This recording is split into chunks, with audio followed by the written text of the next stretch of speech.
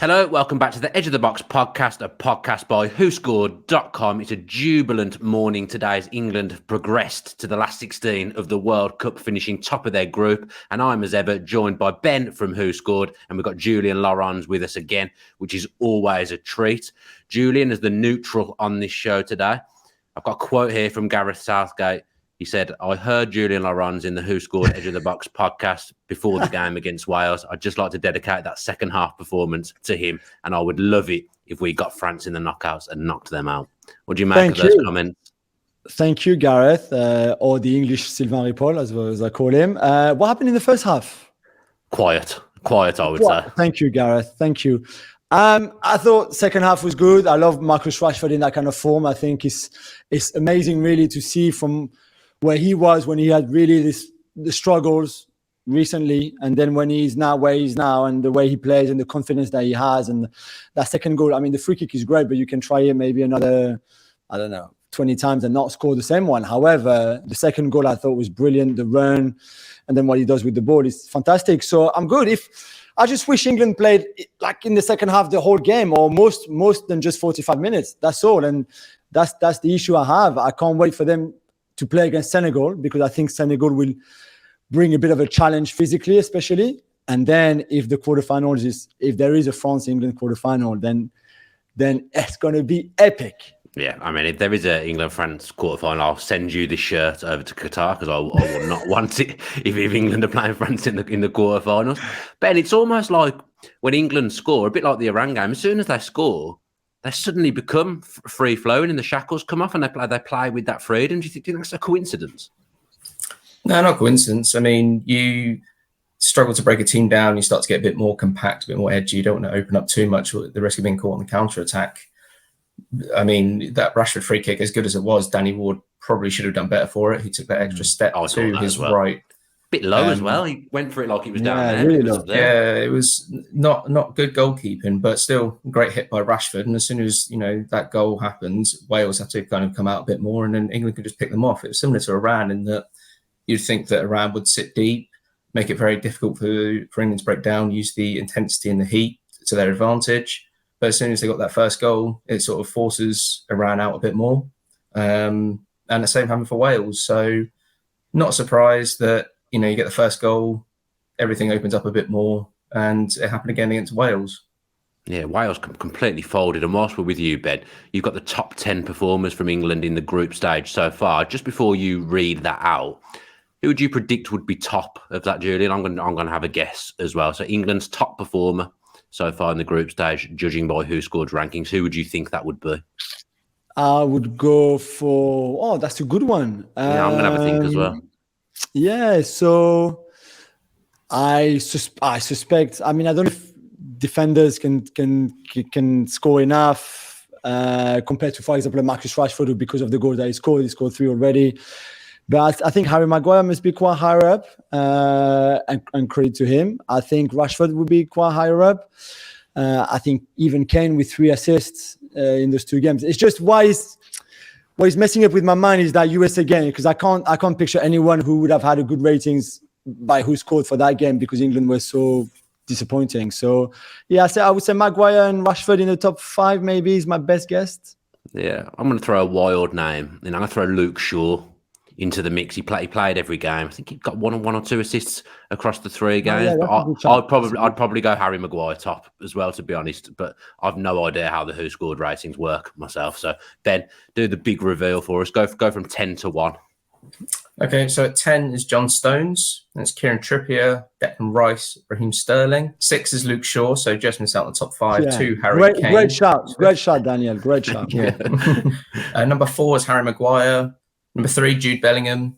2nd is Rashford, and top is Saka, which I find quite interesting. After they both missed a penalty Euro 2020, could have affected them mentally, but they've both been excellent for England in the group stages. So credit to them. Oh, come on, who scored? Saka scored 2 in the first game. He was pretty quiet in the second game, then didn't play the third game. So I would have never have guessed that Saka would have been top of that list. And then my shout of Luke Shaw, who played every game, looks stupid, but I'd have never said Saka.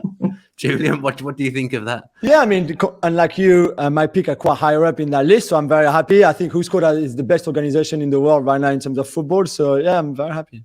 I think WhoScored's a bit like FIFA, completely corrupt. How are they coming up with those rankings? Absolutely incredible. Saka, he had a great first game. Can't deny that. And he'll be back in the team, I would have thought, for the knockouts against Senegal. That's the difficulty now, Julian. England have made a few changes on last night, and now they're going to Sunday's game against Senegal, and there's people pushing to start. Even I go as far as to say probably Jordan Henderson. I think he added a lot to England's midfield last night, added a bit of composure and a bit of nous in there. So Rashford's obviously scored 2. So someone's going to have to come out for him, I would have thought. What kind of makeup do you see, especially in that England front 3, front 4? You could look the lineup against Wales in two different ways, of course. The first one is just you rotate and you rest your starters, which is often what happened in a third group game in a World Cup or in a Euros, which means that usually your starters then come back for the last 16. So you could see that way, or you could see that Southgate was not too happy with some of the players, that he wanted to give others an opportunity to show what they can do and just challenge for the position, really. So I think maybe it might be in between. So for example, you can think that, Sterling and Saka were rested for this game, but you could also see from a Sterling point of view that his USA performance was so bad that this was a chance for Rashford, let's say, or Foden, one of the two, to step up and for Southgate to think, okay, if one of them to do well now, is going to come in for Raheem in the next game. So I would say that Saka is going to come back on that right-hand side, and then that he would play Rashford on the left with Kane in the middle. So that Sterling would lose his place in the starting 11, really, that he had in the first 2 games. People will probably say, Julian, that Foden should come in for Mount, but that doesn't feel very Gareth Southgate for me. He's mentioned already Foden doesn't play in the middle for his team. So Foden, who scored last night as well, he'll probably be missing out as well in the knockouts. Yeah, I'm a big lobbyist for Foden to start in that position. I like Foden wide. It's not a problem. I think he's so good that he could play anywhere, but I think he would far more impact anything more centrally. The thing is, Mount is Gareth Southgate's son, or like hidden son, if you want, or son that, and then I can understand why he likes him so much, because one is completely unselfish, maybe more than Foden. And 2, the work rate, and especially when you lose the ball to come back defensively, etc., is higher than Foden. So I can see what Southgate thinks that Mount makes a lot of sense. But right now it's a World Cup. I just think that England would be much better with a Foden, or not much better, but would be better for me with Foden as a central 10, if you want, let's put it that way, than Mount. But I like Mason Mount a lot. I think there's a lot of things that he does really well. And for the balance of your team, he might be better than Foden. But just personally, with this England team, I would rather see Saka, Kane, Rashford and Foden than having Mount in there. Yeah, I mean, international football obviously is very different to club football as well. And Julian mentioned how hard Mount works there, Ben. But you have to work hard to be in Man City's team, going both ways. Foden can work hard as well, and he's got that thing that I think all Man City players have. He's good at getting on the end of crosses. That goal last night, that's a Man City goal. The ball across the goal and getting on the end of it. The Manchester City forward players are all very good at that, and Foden's part of that. You kind of think now he scored, it is going to be difficult for Southgate to leave him out. Yeah, it's Foden and obviously Rashford as well. Sterling has been Southgate's go-to international tournaments before. He did really well at the Euros. He did one against Iran, less so against USA. And Southgate does have a decision to make on whether he goes back to Sterling, but then you overlook Rashford. It's impossible to do at the moment. You can't overlook Saka on the right. And it's an issue now of whether he does follow the same patterns as the Euros, goes for a 3-man defence, or sticks with that 4-2-3-1 or 4-3-3. Bellingham played the number 10 role last night behind Kane. So there's another argument to be made. Maybe it should be Rice and Henderson at the base, but Bellingham pushed further forward. He linked up really well with Rashford and Foden last night. It's good for Southgate. He's got players that are in good form. So his usual starters, they weren't performing. He can call on those in reserve to come into the side to alleviate the pressure on those that are starting and underwhelming. But again, at first I thought Southgate was wrong in saying that Foden can't play through the middle, but he's such a good player. He's, quality in that role. He's played through the middle before, but then you have Bellingham who could play in that role as well. And whether it's Bellingham or Mount or Foden, you have 3 quality options there. It's a issue for Southgate. I can't make a decision on that one. It's not a very nice problem to have, Julian. This is what makes me think England have got a really good chance, just because I don't think if any other country had the front options that England have, you'd be sat there thinking they've got a really good chance of winning the World Cup. I'd make them the favourites. I do feel like England's forward options across the front 3, they're superior to any other nation. Am I wrong in saying that? You're pushing a little bit, maybe, that they're better but because I think Brazil have an incredible front 8, even that I think, if you look at France, with Kylian and Dembele, I know Giroud, you can argue maybe certainly not at the level of Kane right now at 36 years old, but I think there would be others. But no, I agree with you. I think the depth is incredible. I think there's so much talent in that team. This is my issue, like we were saying the other day about Southgate. I just don't feel he uses all that talent enough and well enough, but you still had the final and semi-final in the last big tournament. So it's done really well, but I still think it could be even better, and it should be even better. And I think England can win this World Cup without a doubt, but he needs to find the right formula. And right now it's still looking, I don't think it's ever a problem to have that much talent. It cannot be. I just think that really good managers use all that talent to make the best team possible, whether they change and tweaks and everything. And then managers who maybe are not as strong as others. And I'm not saying Southgate is not up there with others in this tournament. It's just like some managers sees abundance of talent as a very good asset. Others think like, why is my strongest starting 11? What am I going to do? Can I drop him? Can I pick him? Can I do this? Can I do that? And if I look at Chichi, for example, who I think is probably the best of all the head coaches in this tournament, I think he knows exactly. He's got a plan. He's got a front 4 or front 3, where they play, and he knows. And then he knows exactly who can come in, where, how, what profile will suit, what kind of opposition they're playing, all of that. And I'm just not sure. I don't think Southgate is right up there.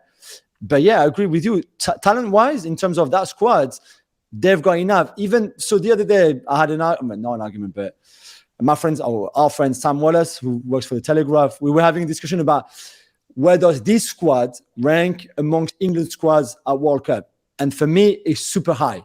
For me, it's really, really high. I think 86 was probably a bit better, maybe even 90. But I think this is right up there in what England has had as a World Cup squads. He was arguing that maybe in the 2000s, the Lampard, Gerrard generation and Rio's was a better squad than this one. I'm really not sure. Really, I know Maguire has limits and so has Stones, but I think everywhere this squad is proper loaded. So for me, if there's not England in the semi-final, for example, it's a big disappointment. It's a big failure. I think I agree with you. I think in my time of following football, so I think my first tournament was USA 94, which England didn't qualify for. I think this is the best all-round squad that England have had. I get what Sam's saying about the 2002, 2006. 2006 was a strong squad, and England underperformed, got knocked out on penalties. It was a strong first 11 though, rather than a strong squad. I think they had a strong first 11, then a few players to come in. The players that England can call upon on the bench, they've always got 3 genuine top class players to bring on in the front positions. By the whatever makeup Southgate has, as long as there's no injuries, there's at least 3 top players to call upon in the front 3. And I think the balance of the squad as well, I think it's the strongest squad in the tournament across everyone. I think you say about Maguire, I think every team has weaknesses. I don't look at any nation and think, they've got a really, really strong defence personnel wise. So I don't think England's defence necessarily is a problem. 20 players have now played for England, I think now, Ben. Give me the bottom 5 performers according to the WhoScored algorithm.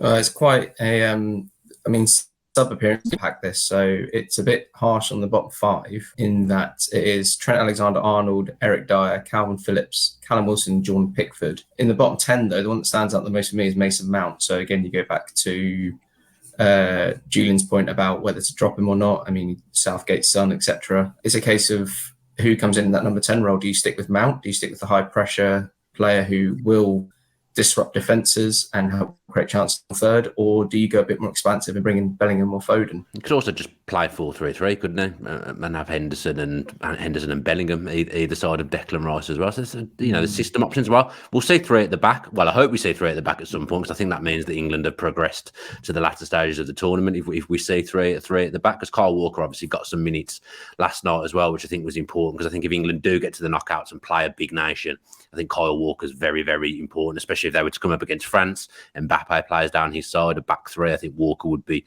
really important in trying to shackle him. Julian, where do you think England's big weakness is? If you had to pick out one place of weakness for England, where would it be? So in terms of personnel, we can go on Stones and Maguire, and I don't think they're the strongest pair, defensively. The only thing I would say maybe is that I think Senegal will offer a test, and I think a challenge a bit. England, I said last night on ESPN that because I've got some of my boys playing for Senegal, I had to say that Senegal would win on penalties. Otherwise, they'd be on the phone saying like, why are you not backing us up? So, but I still think England are too strong for Senegal right now. But the only thing is, then if you face France in the quarters, then whoever you can have in the semis, which is going to be another of the big boys, etc., is the lack of testing so far. I don't think this England defense, especially, I don't think Pickford, for example, has been tested. I don't think the fullbacks have been really put under pressure. Maybe a little bit by the USA, and they were under pressure, and maybe that's a bit worrying. I just think that you would want to arrive in the big games having been a bit tested, having been a bit under pressure, having been able to manage it, or not so much, it depends, and having that kind of experience already in this tournament. I just feel that defensively, it's been a bit easy so far for England. They conceded against Iran goals that didn't mean anything and didn't count almost. Nothing against Wales, because Wales is so bad. And then the USA was a boring 0-0 draw where, Pulisic hit the crossbar. There's that big chance for McKennie, but still, it was not a proper test. And maybe when you get to the later stages, you would want to have been tested a bit more. And I've been on the back foot and see how you reacted. And maybe they won't have that. But I just don't see many weaknesses in here, I have to be honest. Let's just talk about Senegal then. Let's look at that last 16 game. Julian, who are your friends in the Senegal camp, and who are the danger men? My boy is Edouard Mendy, of course. And I was so happy for him because he made obviously that mistake against the Dutch in the first game that cost Senegal a point, because I think we were heading towards a draw in that game, and he was very down and very disappointed. And I said, listen, you will have chances to make up for it. This is what happens in big tournaments. And I'm so glad they qualified to start with quickly, 20 years after the 2002 World Cup, of course, the last time and the first time at the time that they reached the knockout stages in a competition where Papa Bouba Diop, of course, scored the winning goal against France in the opening game, France being the world champions at the time. And the tribute, I think, 20 years on, that the players last night gave to Papa Bouba Diop and his family, obviously, after he passed away, was very emotional. I think that win against Ecuador, where a lot of people didn't think they could do, I think showed their character, showed their talent in a way, because I thought they bossed that game. And maybe you can say that Ecuador didn't really know what to do because the draw was enough for them. And it looked like from the stand, from being at the game, it looked like they were a bit lost on what to do. And I think they let themselves down massively because they're better than what they showed against Senegal. But Senegal also deserves a lot of credit for the way they started that game. They could have been 2-0 up after 10 minutes. They've got threat. Ismail Assar, of course, is the big one for England to keep an eye on, because he's still a bit unpredictable in terms of he doesn't have that consistency to be always good through a game, but he's got so much talent and so much space that he can take you on. And if once he goes past you, then anything can happen. I love the young Iliman Ndiaye on the right-hand side, the Sheffield United winger, because the story is incredible. 3 years ago, he had no club. He was playing Sunday League football. And now he's going to face England in the World Cup last 16. It's an incredible fairy tale story. And then they're going to be strong. They're going to be super physical. They're going to be strong. They just are so united and play with so cohesion and togetherness that it's going to be hard for England to face them. The big thing, of course, is the Gana Gueye suspension, because Gana Gueye is such an important player for them on the pitch, but also the leadership and everything. And I think Senegal, unfortunately, without him, is a much weakened side, of course, than with him. Yeah, they've got a big miss up top as well, Ben. Obviously, Sadio Mane not being there is huge. He's their talisman. He's their leader. He's someone the country turns to and looks to for more than football reasons as well, actually. Him not being there, they've actually done well to qualify and get to the last 16, haven't they? I mean, that absence of Mane could have had a real mental impact on them. I mean, especially after they lost to the Netherlands, you think, well, we're without our talisman. We, conceded late on twice against the Netherlands. It could all go downhill from here, but they recovered extremely well to get that win against Qatar and then get that win against Ecuador to book their place in the last 16. So credit where credit's due.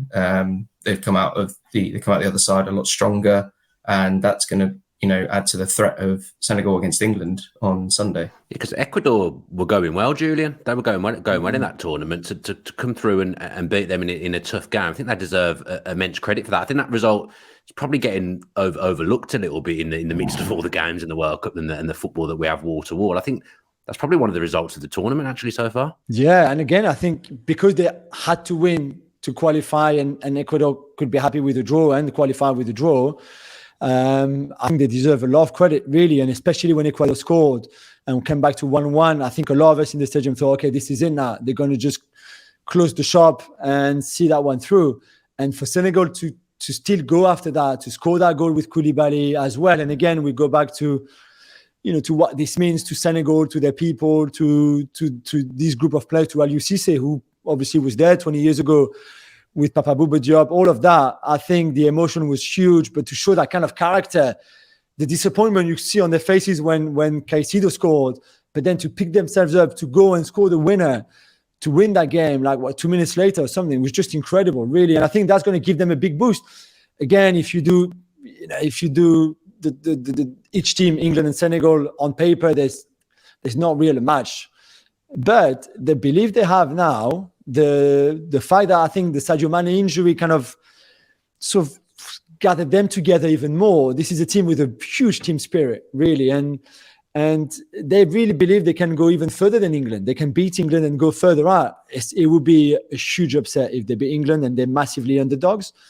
But again, it's the World Cup, and anything is always possible. Yeah, we've seen freak results before in the World Cup. That's absolutely for sure. Not that I don't even think this would be a freak result, but it would certainly be an upset if Senegal were to beat England. How many Senegal players make the WhoScored combined 11, Ben? Just the three. In goals, Pickford, Sabali's at right back, Harry Maguire is partnered by Koulibaly at centre back, and Shaw rounds off the defence. Midfield is Saka, Bellingham, Rice, and Rashford, who edges that left wing spot ahead of Sarr. Then up front is Kane and Dia. Yeah. I thought Sabali has done really well, especially last night against Ecuador. I thought he was amazing, really outstanding. I mean, Koulibaly, no problem there. I would have picked, of course, Edouard Mendy, the best goalkeeper in the world, in goal. You're friends with a lot of goalkeepers. You seem to be friends with more goalkeepers than anyone else. Yeah. He's the only non-goalkeeper in the goalkeeper union. Yeah, all the goals I've scored through my career, against goalkeepers. I don't know, maybe I've got soft spots for them. And then for the rest, I think Ismail Assar maybe a little bit unlucky to not make the team, but then Rashford and Saka have been so good, as we've been saying. Boulaye Dia is a really good one, because I think there's talent there. I think there really is. He missed a big chance at 0-0 against Ecuador, where I think he rushes it a little bit. It's a good ball by Sabali, by the way, through in the box. And then I don't know, I expected him to at least hit the target. But I think there's a player there. But yeah, no, I agree with Ben. This is a good team. Yeah, let's have a quick look at Group F then. We don't want to spend too long on this because it goes out of date very fast by the nature of the amount of games there are in the World Cup. But Croatia, Julian, how far can they go? Obviously, they got to the final last time, knocked England out along the way in the semis. They don't feel quite as strong to me as they have done in previous tournaments. How far do you think Croatia can go? Yeah, no, I agree. I think it does feel like a bit the end of the cycle. There's different players, for example, who were not really either there 4 years ago or heavily involved. Like Livaca, for example, like Jovanovic and stuff like that. But there's still talent, because if Modric has one amazing game, then they will knock you out. And same with Brozovic and Kovacic, for example. That midfield three on their day can take on anybody and boss that game and just set the pace of the game and really cause you problems. It's offensively, I'm not sure about Kramaric. We said Livaca scored 2 goals. I'm not really convinced how much Perisic right now at 34 can still impact on games. I mean later on in the competition against better team and bigger countries. But it was a threat. I was just very disappointed by them against Morocco. it was a very slow start against Canada, and then overall they could have easily won that game 7-2 or 7-3. But still, they conceded chances. They were not really efficient with all the chances that they created against Canada. And Bojan had a really good game in goal. So I think there's still a big question marks for them, for me, over Croatia. Yeah, Morocco as well, Ben. Ziyech didn't play in AFCON. Not really been used much this season at all at Chelsea. I barely remember him featuring, actually. But he's the third best rated player for Morocco so far. And they were a joy to watch in that Belgium game. And they've maybe got a chance of going quite far. Yes, you look at the sort of the African nations, Senegal will be confident going far. Morocco, after that 0-0 draw with Croatia, probably felt they had the wind in their sails to get better of a Belgium side that weren't very good against Canada.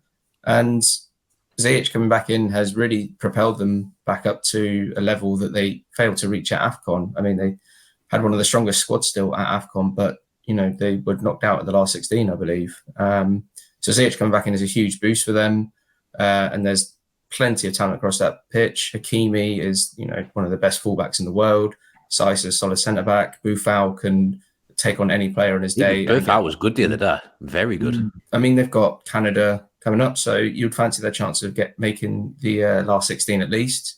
It's just if they can better Senegal's feat of being the African nation that goes the furthest this month. Yeah, and let's have a quick word on Belgium, Julian. What's the vibe on Belgium down there, over there in Qatar? I saw some rumours last night of fighting in the camp as well. I don't know how true that is, but all is not well with Belgium. No, it's an absolute mess. I mean, fighting, I was told there was no actual fighting like between players and punches and etc.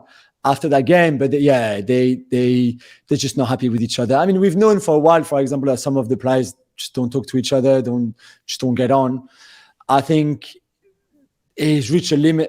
It's reached a point now where just things in that dressing room are just not happening. And I think we've said last time I was on the show, something that Deschamps said the other day, that team spirit doesn't make you win games at the World Cup, but it can make you lose some if your team spirit is not there. And for me, this sums it up so perfectly for Belgium, because the team spirit is not there. So far, certainly they haven't played for each other. They haven't fought for each other. There's just not that unity in it. I think there's a lot of players who think some players should not be playing, should not even be in that squad. We saw what De Bruyne and Hazard said, for example, about the defenders, that they were old and slow. Then we saw what Vertonghen responded after the Morocco game, saying, well, we didn't create anything going forward. Literally, we create nothing. And maybe it's because our forwards are also slow and old. So just imagine, like, publicly, privately, they're just going at each other, and they still can qualify. If they beat Croatia, they go through. But right now, you struggle to see how that's possible, because that's a dressing room that is broken, really broken. And they can fix it. They had a big meeting on Monday where they the usual, we told each other the truth, and we had to be said, and some players were not happy, but truth had to be told and heard. Okay, that's good, but I'm not sure that's just the answer here. I think the problems go beyond just having a meeting together. It feels like they're kind of all coming towards the end of the cycle. A lot of players, I think you might see a few Belgian players retire from international football after this tournament. You're probably going to see a manager go as well. Ben, has this almost been a wasted generation for Belgium? I remember they came third in the World Cup, didn't they, in 2018? I remember seeing scenes of jubilation and celebration on the streets of Belgium. And I thought that even then, they've probably underachieved a little bit there with the players they've got available, and they probably progressively got worse since then. Belgium, well, they did get to the semis of the Euros. Quarters, they lost to Wales. That incredible game. No, the last Euros didn't they get to the quarterfinals to Italy. They lost. They lost to Italy. So they lost to the team that went on and won it. So they're perhaps a little bit unlucky in that tournament. But you do kind of get the sense that they could have done a bit more, because some of the players they had at their disposal a few years ago, when everyone was at their peak, they had a frightening team. Maybe a bit like England now, arguably. Without doubt. You look at the talent in that team. There's, Hazard hasn't played much for Real Madrid, but still a world-class player. De Bruyne, he can create chance out of nothing. I think they've really missed Lukaku in Qatar. He's a much better option than Batshuayi in attack, and the link up between him and De Bruyne will be really important against Croatia. But it is a missed opportunity for this generation to have not won any silverware. I believe that comes back down to the manager. I don't think Martinez is good enough for Belgium. I think he has that luxury of having so many world-class players that he can then he's found a way to crowbar them in. But I also don't think he is of the tier of manager they needed to make the most of this generation. And as you say, a lot of them are coming to the end of this cycle. Vertonghen is 35, Alderweireld is the wrong side of 30, De Bruyne the wrong side of 30. So it's definitely a missed opportunity. You'd sort of say it's similar to England between 1996 and 2006 in that they had these huge, really, really talented squad, but didn't win anything. So it's a huge shame for Belgium to have not won anything on the international stage with the players at their disposal. But it's just one of those things that happens. It's international football. It's ruthless. If you can get as far as you want in knockout football, but at the end of the day, you don't win it, then that's just what happens. He's almost missed an opportunity this time around, Martinez, Julian, a little bit in that, he's picking those established players, the players that have been around for a long time, despite them not being on form. If you look at Hazard in particular, he looks a shadow of his former self. Injuries look like they've really taken their toll on him. But even at the back, Wout Faes has been really good for Leicester. Was there not a chance to put him in and integrate him in? Because he's gone for all the experience, but he had probably had the chance to put Wout Faes in and freshen it up a bit. Doku always looked lively for me when he's played in the previous tournament or previous tournaments. He's looked lively when he's come in. So he did have a couple of players that he could have brought in to kind of freshen it up a little bit to go with the experience that they have. Yeah. And we go back to loyalty. We talked about Southgate and Mount and Maguire before, all that kind of stuff. It's similar, but you can understand, I think, why a lot of those head coaches would go back to those guys and would go back to the guy they trusted before.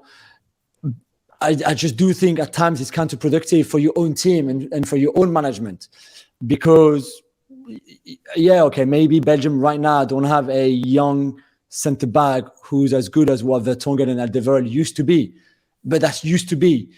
Surely they could be better than what they are now. Without the experience, no problem. But then maybe mix it. Maybe drop one of Alderweireld and Vertonghen, and then start De Bas, for example, who had played quite a lot before the tournament, and then suddenly dropped him. And then the kid, who's only 18, he looks like a really good talent and having a good season at Anderlecht. You just drop him with no reason almost. Faes, you're right. Theat is having a good season at Rennes. You've got options there. And yet, I just don't. Dan Donker. I mean, come on, please. I don't want to see Dan Donker playing as a centre back in a back three at the World Cup for Belgium. This is not on for me. So I think I agree with Ben 100% about Martinez. I just think they still have at least they have one more chance. They just have one more go. It's like it's just that this is it. One more go. Just get together. Start working as a team for once in this tournament, beat Croatia, qualify, and whoever you face in the last 16, whether it's Germany, whether it's Spain, whether whoever, I think they face that group in the last 16, then you will see. But I would be so disappointed if that team right now, after everything that's happened in the last few days, don't find the heart, the intelligence, whatever you call it, to say listen, come on, we know we're much better than what we showed against Canada and Morocco. Let's just turn it on for that game. Then we will see. We've got a few more days to prepare for the last 16. So I really want to see that. I think Ben is right. Lukaku's coming back for that game. I expect him to start. It's huge, even if he just plays an hour. But I really would be annoyed, my Belgian cousins, if they don't turn this one on and actually turn things around. Yeah, we'll have less of the slander of Aston Villa players. Thank you, Julian, on this podcast. Sorry, I even forgot that Donker was playing for you. I'm kidding. I remember. We won't accept that on this show ever with me as a host. Thank you very much, Julian. Another nation is in a little bit of danger. Is in Group E. Germany, Julian, in a little bit of danger of not getting through, I would say. But at least now it feels like he may have stumbled upon his best 11 in the players that finished the game, and he seems to have found a striker now, Hansi Flick. I mean, if Füllkrug is the answer, I'm all for it. I think it's again an incredible story. The guy who was a year ago playing in Bundesliga 2, scoring loads of goals, but still, nobody would have never thought that right now it would be the answer and the savior for Germany. So I think they will start him up front. We saw the goal that he scored against Spain, even if I guess the ball from Musiala is a little bit lucky, but it's right in front of him. And that finish is just what you want from him. And the goal is great. So I listen, if he saves them and qualifies them for the last 16, again, whoever they face after, it's not so much the problem right now. But he becomes one of the stories of this World Cup because, like we've mentioned before, Iliman Ndiaye with Senegal, and there's many other stories already in this tournament. But if Fulkrug does that, he will be one of them, and it will be an incredible story. Yeah, Morata as well as the super sub for Spain. Has he got an argument to start, Ben, for them? He does, of course. But then you wonder if Enrique is going to disrupt that front three of Torres, Asensio, and Olmo, which is a very tricky front three to mobile, counter. isn't it? That front three without Morata, if that makes sense. Yeah, they like to kind of drift in and out of different pockets of space, whereas Morata is more sort of direct in the way how he runs. He obviously has an argument to start. He scored twice, especially that key opener against Germany, which is a great run to the front post, which you won't get from Asensio. You might get from Torres, but you won't get from Olmo.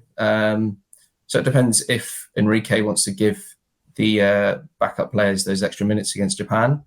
They don't need to win to progress, but obviously if they do, you build momentum. If they lose, then there's the risk of going out. But I mean, Enrique does deserve praise for bringing Morata into the fold in that super sub role. But again, you could say, well, Spain probably would have beaten Germany if he hadn't taken Javi off in the second half. So you can praise him, but you can also criticize him for the same subs, not the same subs, sorry, but making these changes in game. The game management has worked well to an extent, but again, I think taking Gavi off against Germany wasn't ideal, and they probably would have gone on to win that one had he stayed on the pitch. This is what I'm kind of saying about Belgium, Julian, and look at Germany and Spain. They're integrating their young players, Musiala, Gavi, Pedri. For Germany and Spain, those young players are getting integrated, even though there's a lot of established players within that squad. That's not happening at Belgium. But Ben's right. Gavi came off, and Spain did lose control in that game massively. I think 6 of the 11 shots Germany had came after Xavi was replaced. So, I mean, I've called him about 3 different names there as well. So, I don't know what I was playing out there. But he's come off the pitch and they've lost control. Sorry, who are we talking about here? Gavi. Juanito. Which one is it? I mean, we won't know had Gavi stayed on the pitch. Maybe there would still have been under pressure. I don't know. I agree with Ben, though. I thought it was a mistake. Like it was a mistake, for example, for Hansi Flick to take Musiala off when he did against Japan for the Germans in the first game. You don't expect those kind of managers to make those mistakes, but it happens. Just to go back on your point about Belgium, I think Onana maybe is the closest they had to this, really young, super talented, promising, upcoming youngsters that they're trying to integrate. And I even don't think Martinez did a good job on that with Onana, because I think Onana is a wonderful talent. I don't want to see Witsel in that team. Again, I don't think Witsel is good enough. And I would love a Tielemans Onana partnership, for example, in that midfield for Belgium, which I think it can't happen now because Onana is suspended. But still, to go back to your point, I think you're right. I think Martinez missed a trick there. For Spain, at that midfield 3 of Busquets, Gavi and Pedri, and especially Gavi and Pedri at their age, it's just incredible to watch. And I haven't been able to go and watch them yet live, only on television. But I'm really hoping that I've got a chance before the end of the tournament, because I think it's an absolute joy to watch them. And I think you would think that Luis Enrique, maybe learn from taking Gavi off earlier. I think if you're Gavi, you would not have been happy to come off. But again, this is part of the learning curve. He's still such a young player. Let's not forget that there's many games at Barcelona where he was not starting this season.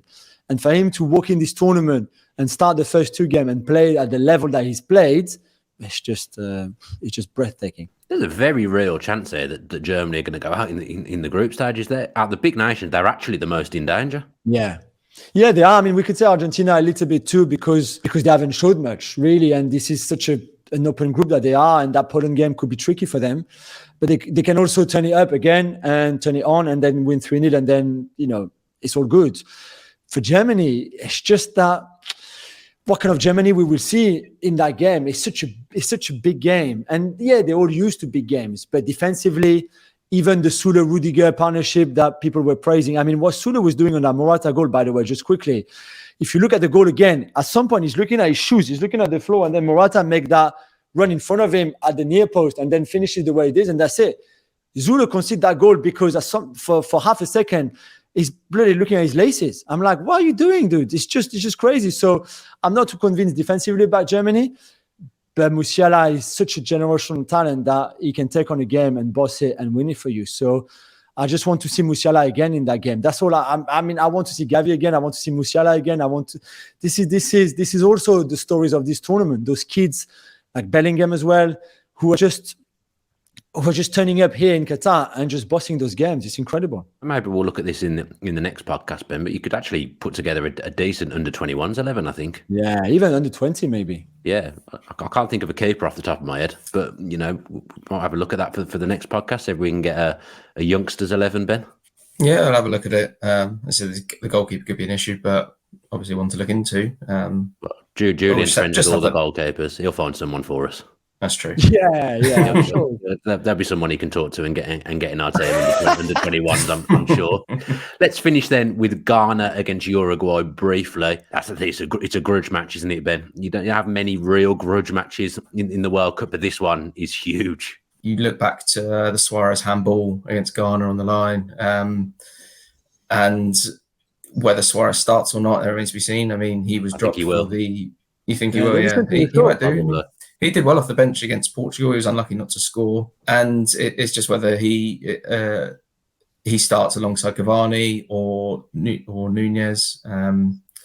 So it's one that Ghana fans have probably been looking forward to as a grudge match, and they would absolutely love nothing more than to knock Uruguay out, like confirm their exit. Yeah, I mean they've got a good chance of knocking Uruguay out, Julian, because quite simply. Julian can't hit the back of the net. Uruguay can't hit the back of the net. We know Julian can hit the back of the net because he was telling us about his five-a-side displays before he came. And Uruguay can't put the ball in the back of the net, Julian. I mean, I don't really understand what's happening with Uruguay, really, because I think it's a good squad. It's not the perfect squad because, again, there's a few aging players. We said last time on the show about Suarez and Diego Alonso, to be fair to him, dropped him. Not that Cavani and Nunez were much better in that game, but still. But I don't know. I just think that Uruguay should be playing much better. I saw Cavani kind of discussing and not being happy with Alonso's choices after that game. And Ghana, to be honest, at halftime of their first game against Portugal, I thought they were so bad that there was just no way they could get out of that group. And yet here they are. They got a bit lucky, I thought, against South Korea to score those 2 goals in the first half on the only 2 shots they had. And on 2 kind of set pieces or second phase of set pieces, but they've grown into it and they've gone from strength to strength, which is also the World Cup. For you, like in this Ghana team, no one had played in the World Cup before. You arrive here, it's a bit shaky, it's nervous. You play Portugal in the first game, you're well beaten for the first hour, and then at the end you find a bit of form, you score a couple of goals, you're there. That gives you confidence, and then you face South Korea, who are gonna be intense and having a lot of the ball and creating stuff, but still you believe in yourself. And now they're so full of confidence that they can go into this Uruguay game saying, you know what, we're gonna bust this. We're so strong, we're so physical, we're such a unit. We can knock them out and qualify. And again, I didn't see this one coming, but well done to them and to Otto Addo, who made a few changes there and there, and it's worked well for him. And again, they could be in the last 16. And if they are, it's one of those teams that you don't want to face because they're going to be so hard to play against. That seriously could be one of the games to watch this week, Ghana, Uruguay. I think that's going to be a really, really big game. Obviously, the grudge match, as I've mentioned, but there's a lot riding on it as well. That does us for today's World Cup show. Thanks ever so much for tuning in, and thanks to Ben and Julien for joining me as well. Don't forget to subscribe to the channel so you know exactly when our next video is coming out. We'll be back next week. Julien, I think you need to subscribe as well because you're never sure when the podcast are coming during this. I know, I forgot about this one today. I was so happy when Ben emailed us all yesterday saying like, so tomorrow, boys, like tomorrow, what's happening tomorrow? Yeah. So it's good. Yeah, Julien, get your post notifications on, please, Julien. Yes. And you at home, get your post notifications on as well, please. As I say, we'll be back next week. Only one thing left to say. Enjoy all the football and stay safe.